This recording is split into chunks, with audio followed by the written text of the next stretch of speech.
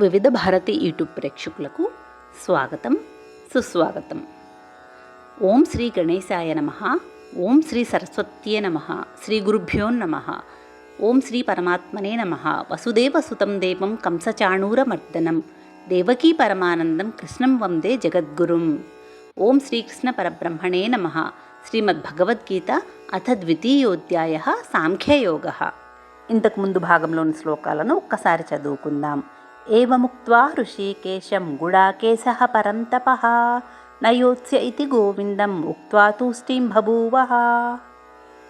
తమువాచ హృషీకేశః ప్రహసన్నివ భారత సేనయోరుభయోర్మధ్యే విషీదంతమిదం వచః. మనం ఇప్పుడు 11వ శ్లోకం నేర్చుకుందాం. నేను నిదానంగా చెప్తాను, మీరు నాతో చెప్పండి. శ్రీ భగవాన్ ఉవాచ. అశోచ్య నన్వశోచ్యస్త్వం ప్రజ్ఞా వాదాంశ్చ భాషసే గతాసు న గతాసూంచ నానుశోచంతి పండితాః. శ్రీ భగవాన్ ఉవాచ. అశోచ్యా నన్వశోచ్యస్త్వం ప్రజ్ఞావాదాంశ్చ భాషసే గతాసూన గతాసూంశ్చ నానుశోచంతి పండితాః. మొత్తం శ్లోకాన్ని కలిపి చదువుకుందాం. శ్రీ భగవాన్ ఉవాచ. అశోచ్య నన్వశోచస్త్వం ప్రజ్ఞావాదాంశ్చ భాషసే గతాసూన గతాసూంచ నానుశోచంతి పండితాః. అశోచ్య నన్వశోచ్యస్త్వం ప్రజ్ఞావాదాంశ్చ భాషసే గతాసూన గతాసూంచ నానుశోచంతి పండితాః. శ్రీ భగవాన్ ఉవాచ. అశోచ్య నన్వశోచస్త్వం ప్రజ్ఞావాదాంశ్చ భాషసే గతాసూన గతాసూంచ నానుశోచంతి పండితాః.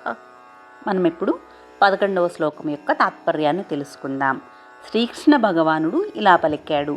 ఓ అర్జున, శోకింపతగని వారి కొరకై నీవు శోకించుచున్నావు.